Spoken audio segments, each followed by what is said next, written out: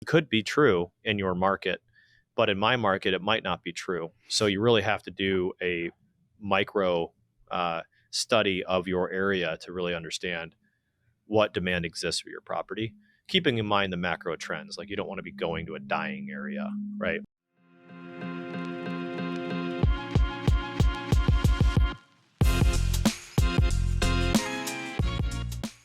What's going on, guys? Welcome back to another episode of The Real Deal Podcast. Today, we have a special guest with an impressive track record. He is focused on building and scaling commercial real estate portfolio in the self-storage sector, has organized over 200 million of private equity for his company. Beyond his entrepreneurial achievements, he is also an experienced commercial airline pilot. Welcome, the President, Chief Investment Officer, and co-founder of Spartan Investment Group, Mr. Ryan Gibson. How are you doing, Ryan? Good. Thanks, Austin. Thanks for the intro. Absolutely. Good to have you here. So obviously, you're very successful in real estate. So if we're taking a step back, how did you get into real estate from being a pilot? Yeah, actually, the first time that I did real estate was something called pilot crash pads, which is a pilot housing solution that you put around airports. So pilots that are starting a trip and they need a place to stay, but they just need a place to crash for a night. They want something that's close to the airport, something walking distance that has all the amenities that they need to just come in and maybe cook a meal, crash and go to work the next day. So I started a couple of those around Philly and Washington National Airport in DC. And it was very transactional. It was kind of Airbnb before Airbnb. And after a little while, sold those. And I met my business partner who I started Spartan with in Washington, D.C. And we started flipping houses. And that was fun. Read a lot of books, learned a lot about building a business. But ultimately decided to jump into the self-storage space because that was really where we found our home. And we wanted something that was easy to own, easy to evict, easy to maintain, and something that had done really well during the last couple of recessions. And it's been a great asset class so far. So, if we go back to the same first property around the airports, were you buying them or you were renting them? How were you managing them? So I was doing everything. I was actually cleaning them. I was staffing them. I was collecting the checks. I was finding the tenants. I was posting the ads in the crew rooms. I was doing everything you could do. And I didn't like that too much. It was fun and everything, but at the time, airline pilots really didn't make a whole lot of money, and I was looking to get some extra cash in the bank, so I couldn't afford a cleaner and someone to do the advertising and things like that. So I pretty much just ran the whole thing. So that's very different than today. Airline pilots are actually making a lot and doing a lot better, but at the time, I was doing it all myself, which is, you look back on that and kind of laugh, but it's what what I had to do at the time. So from getting started in that business model into the self-storage space, can you shed some light on what is self-storage and why do people need it and why it's like a great asset class? You mentioned that it's easy to own, easy to evict, easy to maintain, but can you give us the brass tacks? Have you guys ever used storage? I did. Yeah? Both of you guys. What do you use it for? Thanks to COVID, and I had to move, so I had to. And why were you moving? In the story. Yeah, why were you moving? Because I was working in a different place, but I was from another town. So after COVID, everything was work from home, so I had to move back to my town. And I'm like, I don't want to take everything, but because I don't know about COVID, is it for a month, 2 months? I did not know it is going for 2 years. Right. So I had to put my stuff in a storage. Mm-hmm.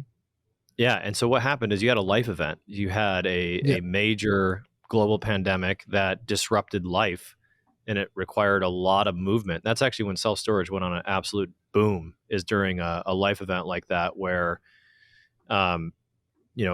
people had to free up space in their house to work out, work from home. They hit the road in their RVs. People died, divorced, downsized, relocated, realized that, they needed to make free space in their house. And then likewise on the business side of things, a lot of businesses put a lot of their equipment, furniture, goods in storage, while they, deprecated their offices and did work from home, right? So self-storage, that's just a great example of why people use self-storage and why it really doesn't matter what's going on with the economy. People always use the space. Americans have too much stuff. Maybe they do, maybe they Yep. don't. But the reality is that when the economy is booming, people are going to use self-storage because they're going to expand their homes. They're going to buy too much stuff. They're going to buy recreational sporting equipment or recreational vehicles, whatever it might be. And then when the economy goes upside down and pear-shaped, the reality is people are going to use self-storage. So whenever I ask people, I always joke, I ask people, have you ever used self-storage? And they say, yeah, I used it. And it's like, well, why did you use it? Well, because my life was changing and I didn't really know what was happening, Mm. or I had a business that used self-storage. So I think the reason why people use it in the United States is where it started. And so what happened is people uh, knew that this tool existed, and they knew that on every single street corner you can find it. You can go on Google and type in storage, and usually within a mile or two, you have a facility, so that if you have a need to put your stuff somewhere, they know that it's reliably there. It's in every city. There's actually more self storages in the United States than all the Burger Kings, McDonald's, and Starbucks combined. Oh, So wow. there is more self-storage facility. You think about it. If you're driving in a local market where, on vacation, maybe a small town, you're going to a cottage or a cabin. Like we always go out to like Lake Chelan in Washington, and there's like 5 self-storage facilities and there's 1 McDonald's and 1 Starbucks there, right? So Mm. there's 60,000 self-storage facilities nationwide. They're in every city. And so people know if you have an event. And I thought self-storage was the stupidest thing out there. If you got too much stuff, like get rid of your stuff, Yeah. and then I had kids, and then I had to move, and then we had to stage our Mm. house. So the real estate agent wanted me to move all my stuff out. So I moved all my stuff into self-storage. Then I bought a house, and I liked the house, but I wanted to renovate the house. And so I put myself in self-storage. And like you, Aman, I only need it for a couple of months, and then a year later, maybe 18 2 months years. later, 2 years 2 years. later, right? It's hard to cancel. It's a really Yeah. sticky business. So our length of tenant stay is super long, and we're life events. So we started our FreeUp Storage company. It's actually called Spartan Investment Group is where people can Mhm. invest in our projects, but our brand is called FreeUp Storage, and FreeUp Mm. Storage, make space for life is our mission statement at FreeUp Storage, because when people choose to rent with us, they're making space for life. They're making space for making these life decisions in what they're doing. One more story, I was a airline pilot flying right when COVID hit. Right when it came out, like June or May or June, like everybody was shut down and shelter in place, and I was out flying, and I was flying from Seattle to Florida, and we're flying a 200 passenger aircraft down to Florida, and I'm sitting in the terminal area, and there's 1 passenger on the plane, like Oh, wow. 1 person. Thing was completely empty, and I walked up to the passenger. I said, "Hey, ma'am, welcome aboard your private jet to Florida." I go, I was like, I got to have some fun with this. Like, I got to, talk to you and figure out who you are, and give a little customer service here. But where are you going? She said, "Oh, my mom just passed away, and I'm going to Mm. Florida to put her stuff in self-storage." So even during the pandemic, people were on the move, and storage was a big driver. So I think people think Americans got too much stuff, and we're in this Marie Kondo, tidying up Mm. space where people want experiences and not stuff. But what people don't realize is that no matter what, you're going to have stuff, and housing is only getting smaller, and it's only getting more expensive, and storage is just a tool. And millennials and Gen Z are, even more transient than they ever have been. Yeah. And if you look at our customer base as an industry, the number 1 generation that uses self-storage, any guesses on what it was? The number 1? Millennials. Millennial. It's our number 1 customer right now. So millennial and Gen X are our 2 largest users of self-storage. You know why? Why are the baby boomers kind of falling off and the Gen Zs aren't really there yet? It's because they're not really having life events yet. So Yep. millennials are starting to accelerate, with kids and jobs and relocating and buying houses and moving out of apartments and things like that. They're starting to hit that mature life cycle where they're really having a lot of life events. And so it just goes to show the industry is really not going anywhere. So I love the fact that in the holding company you mentioned, the FreeUp Life, the FreeUp Storage, like kind of that message, like I was thinking about it and then it hit me because I was an international student, right? And I moved from place to place, state to state with 2 luggage of my stuff. And that was basically all my belongings. And when I started to have a home, a family, and my place, my basement becomes like this transit station for all of my friends. Be like, hey, can you put my luggage here for like a week or two? And it really never occurred to me how exactly self storage spaces can be so popular amongst my generation.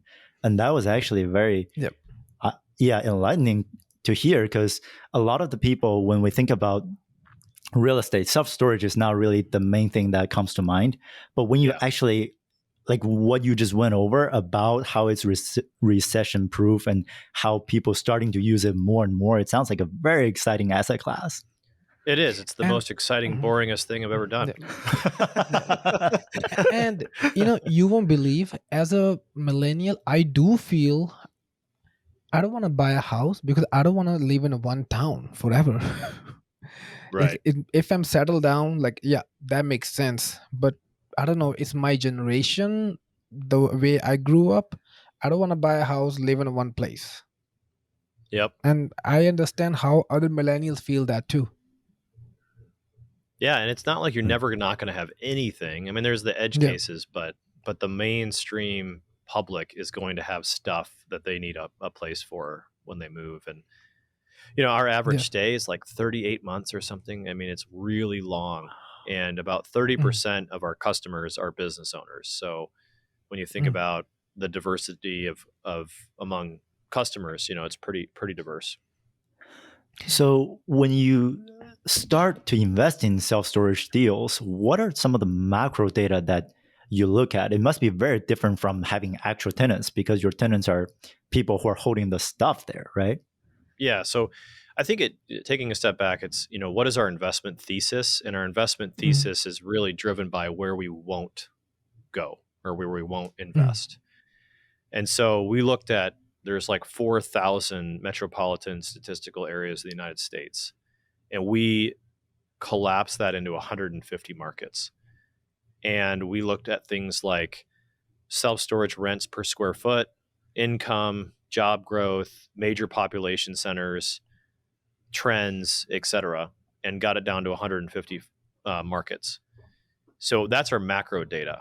Now, if you say to me, hey, Ryan, what's the self-storage business like in Denver or Chicago or Seattle?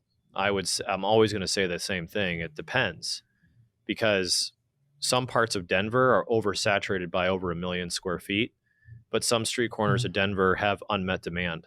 And see, the macro trends are important, but when you boil down to the business, it's a 3-mile market. It's a 3-mile business. All of your customers are going to come within 3 miles of that property. So you could have a really bad market with a specific area. You could have a great market with a very specific area. So people like, the objection we always get is, man, it feels like these things are just being built all over the place and there's overbuilding. It could be true in your market, but in my market, it might not be true. So you really have to do a micro study of your area to really understand what demand exists for your property, keeping in mind the macro trends. Like, you don't want to be going to a dying area, right? Like, we don't invest in Detroit. We don't invest in Chicago. We don't invest in California. We don't invest in some New England states because there's net loss of population. Love those places. I have family in all those places, actually. But we wouldn't put our dollars there at a macro level because of the trends. Well, Aman and Austin, both of us, we're in those markets, so we know what you're talking about. Yeah. Sorry, there's always money to be made somewhere, right? For a particular reason. Yeah. It's just our approach, right? We just have to know what we're looking for, know what's in our buy box. But nothing wrong with those markets. Always something to make, always somewhere to make money. So. And when you are looking for any property, when you search it, what are the metrics you keep it in your mind? This can be the good one that I can invest. I can start search on it. I can underwrite it. Yeah, I mean, the big things are market occupancy data. Mhm. Looking at what the other competitors are. Are they full or are they empty? And Mhm. then looking at the strength of occupied rents. So, I mean, you could have 100% full market and they're only charging $1 a month.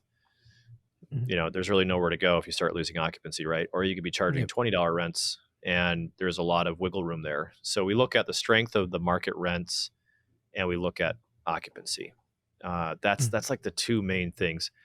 There's 10 things that you can look at. There's 20 Mhm. things you can look at. I can rattle off 10 of them.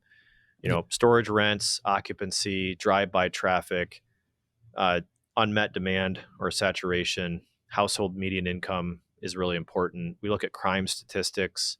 We look at population growth. We look at income growth. We look at um, facilities in the pipeline. Are there other Mhm. properties being built? And we'll look at we want to have at least two or three main economic employers that are driving population. We don't want to be in a market where there's a one shot employer that if they pull out, the whole thing dies, right? So Yep. we like to look at those types of things, and then we also consider the seasonability of the asset. Is it heavily dependent on college kids? Because what they do is they move in and they move out, they move in, they move out. So we want to make sure that we are considering what our population base is in the property. Got it. Mhm. So for the first few self-storage deal that you have done, was there any mistakes that you made that you wish that you found out early on? Oh man, we made lots of mistakes. um, I think the mistakes that we made are not necessarily specific to self storage, but one of our Mhm. first self storage deals was a ground up development. Mhm. And with ground up development, you can learn a lot. There's a lot of Yep. inherent risks in ground up development, and I think that we could kind of go into those, like making Mhm. sure that you have a refreshed survey, making sure that you do a utility locate, make sure you get the title exceptions correct, to really amplify your title insurance coverage on issues. But really, I mean, I think the biggest mistake people can make in self storage is really understanding the market that they're in, Yep. with data and understanding how to read the data, understanding how to use the data, and buying a deal that maybe doesn't have enough demand or can't get the lease up that you desire. Mhm. It's a very scary thing to do if you build a property and you don't have the demand, and all of a Yep. sudden you've got a $10-12 million cost basis and no customers to pay the debt service. So I think the biggest things that you can do is just make sure you have a demand feasibility study when you take on a property. And there's a lot of companies that do that, third parties that will Mhm. provide you with a demand study. You could also just go to a REIT and say, "Hey, I'm thinking about building here. Would you give me a study on what you think I should Mhm. build and what unit Mm. mix?" And they usually provide that for free.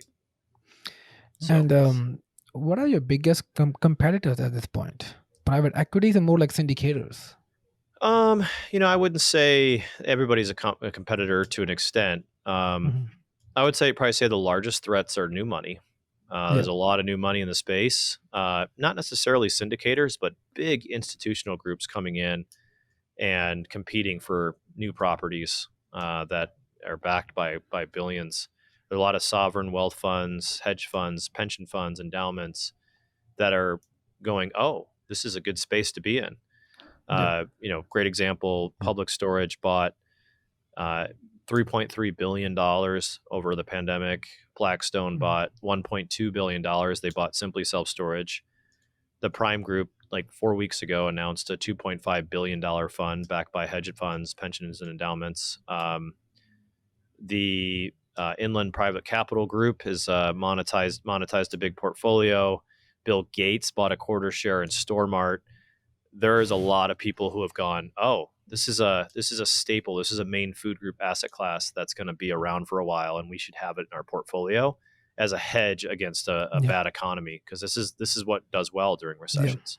So, yeah. So I have a very naive question, and I think that this is a lot of people when they think about institutional money are going into this asset class and ask themselves, oh, am I too late to enter? What's your response to that? I don't think it's too late to do anything. I think you can find the right price point any market cycle. I don't think self-storage has had its day yet. It's funny, when we went to our first self-storage conference in like 2015 when we were learning the business, and I'll never forget this. There was a bunch of old guys sitting up on the panel, and they owned like a ton of storage, and somebody raised their hand, and like, this is me like day one in self-storage.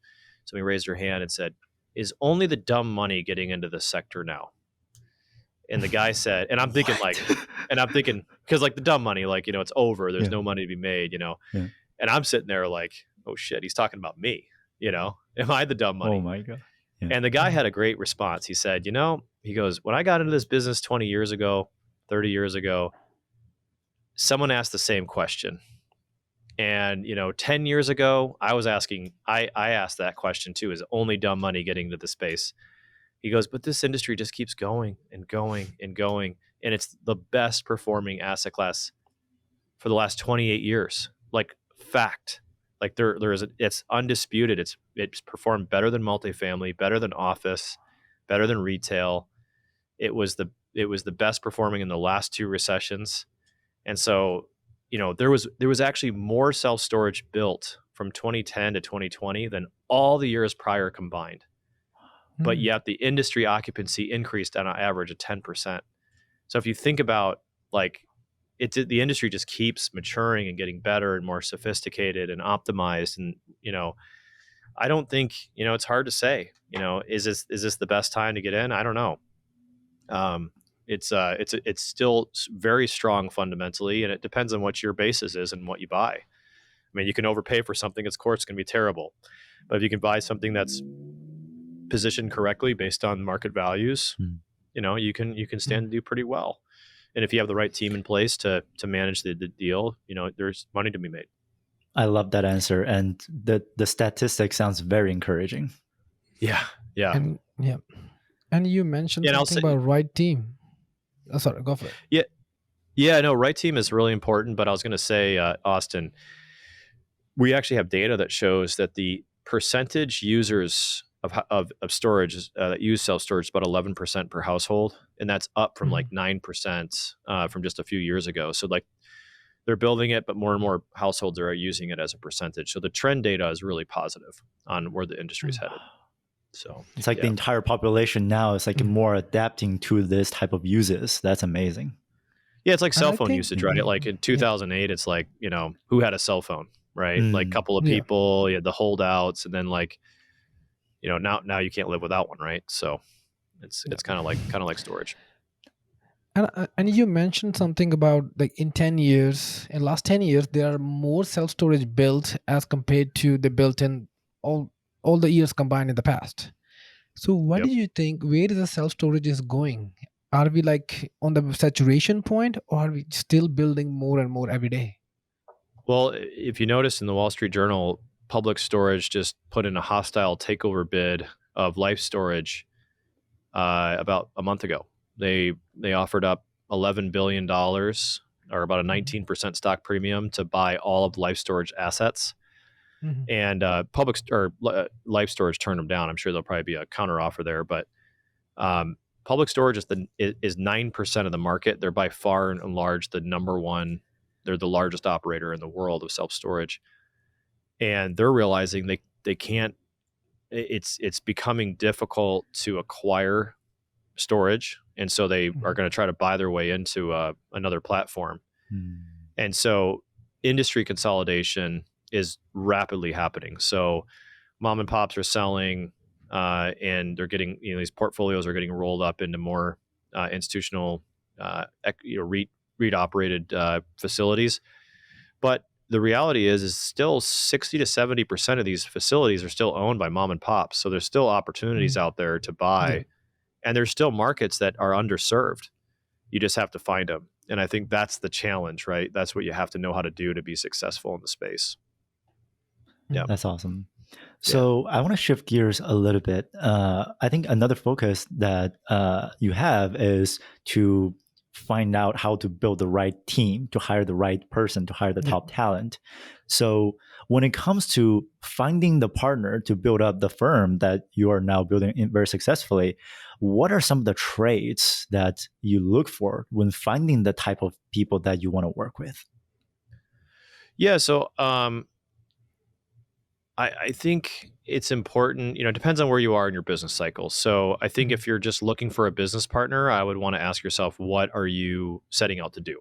Are you setting out to, and what purpose would your business partner serve? I think if I was getting started in the space and I really wanted to build a self-storage portfolio, I wouldn't go find another me. I'd go find somebody who had experience managing over 100 stores or over 50 stores. And I would look to recruit somebody out of a REIT, somebody who's like a VP or some kind of a high level position that knows what they're doing. Because you don't know what you're doing, right? You can figure it out and you could, but if you really want to build something spectacular, I would go try to recruit the heaviest hitter you could find that knows the space. And that's what we did. So to build our self-storage brand, we went out and recruited the VP of asset management from Extra Space and made them our president of FreeUp Storage. And that guy's got more experience on his thumb than we ever will have in storage, even though we've been owning and operating it. Because he's overseen hundreds of stores. He ran an asset management team of 12 plus people. He has that experience, that REIT level experience and all the best practices. So I think that would be the type of person that I would target if you were looking at building a self-storage brand. So for someone who is just starting out, at what point do we start to think about, oh, let's build a team, let's find the person who's got the right experience? Because you started off the very first business, like you said, like very scrappily, right? Like you have to do everything yourself. What was that transition for you like? Like, was that a mindset shift, or was that just naturally from a business standpoint, it just made sense? Mindset. I would say go bigger, faster. I would say, people have a tendency to just screw around with who they have versus going to find the right person. And they're afraid of paying the person a big salary. And I just say, just go for it. I mean, honestly, you can do it either way. You can do it however you want, right? There's no like one way to do it. But if I could go back Just and take the shake risk. myself, I'd say, hey, listen, if you're going to build a storage brand, go find somebody that knows how to do it. You could read books and watch webinars and, go to podcasts and trade shows and, to the cows come home. But at the end of the day, like there's already somebody who's going to have way more experience that you could acquire by hiring that person. And I think it's, it's a big deal versus just, trying to bootstrap your way to it. Now you can do it both ways. I mean, you got to ask what your goals are, right? Like, are your goals to own 4 or 5 of these things and cash flow and replace your income and retire? Then you don't need to do that.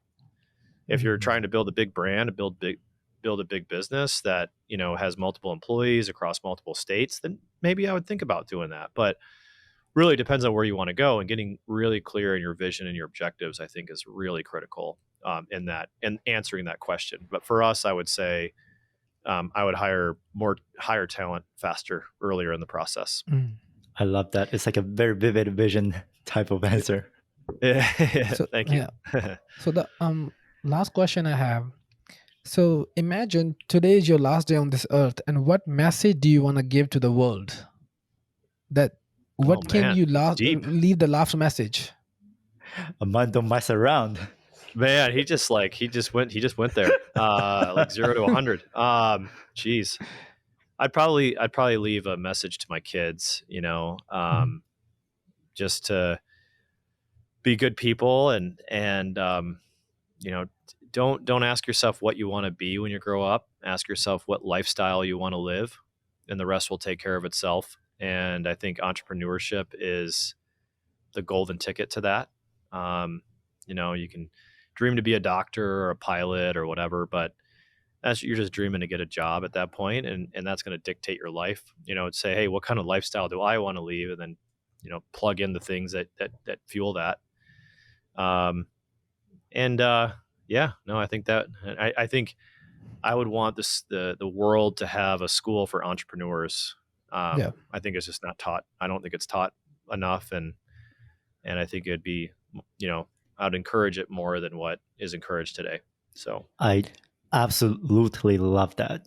And I can really relate to the point where you said it's really a question about the type of lifestyle that you want to live. And that's what really matters at the end of the day. Because when I was thinking about what I want to do in the future, it's not so much about a numeric answer of how much money, how much portfolio that I want to give, but what is the ideal lifestyle that I envision to be, and who are the type of people on this journey with me that I want to be surrounded with.